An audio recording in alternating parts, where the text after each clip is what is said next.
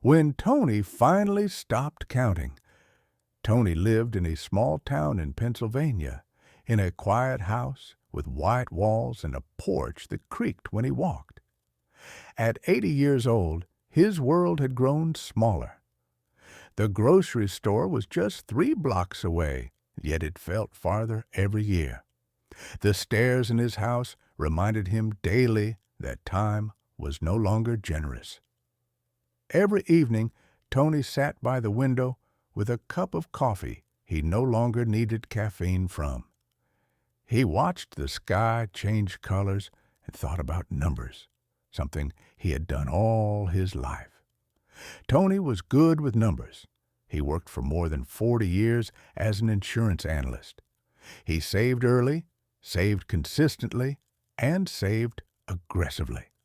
While others talked about weekend trips and overseas vacations, Tony talked about interest rates and retirement plans. He believed strongly in one rule: spend less now so you can live comfortably later. And technically, it worked. Tony retired at 65 with no debt, a healthy bank account, and a sense of pride. He had won the game, or so he thought. The cost of being careful. At 80, Tony had money, but time had taken its share. His knees hurt when the weather changed. Long flights exhausted him. His doctor had advised him to take it easy. The hiking trips he once dreamed of were now impossible. The road trip across Route 66 existed only as a line on an old map pinned to his wall. Tony remembered all the times he said no. No to traveling with friends because it felt expensive.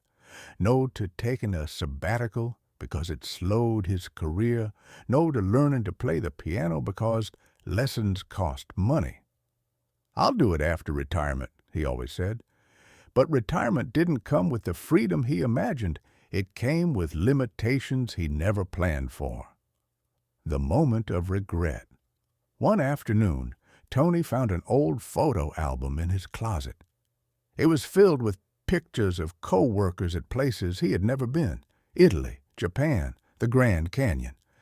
He recognized the smiles. They were younger, brighter. He noticed something painful. Many of those people were gone now.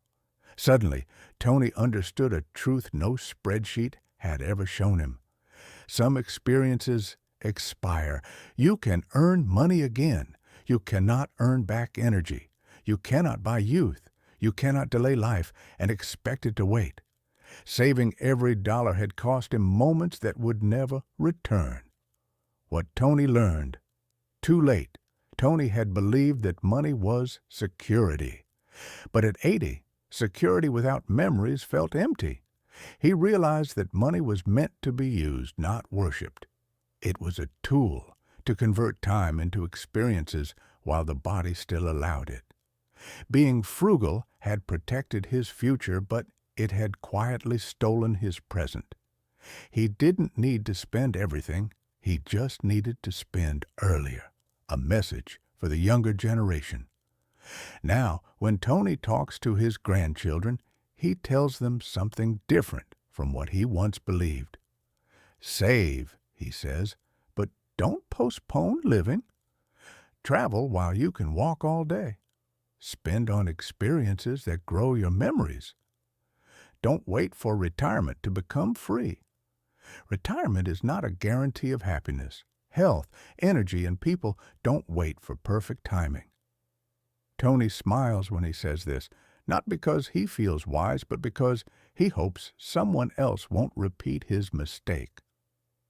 The final reflection.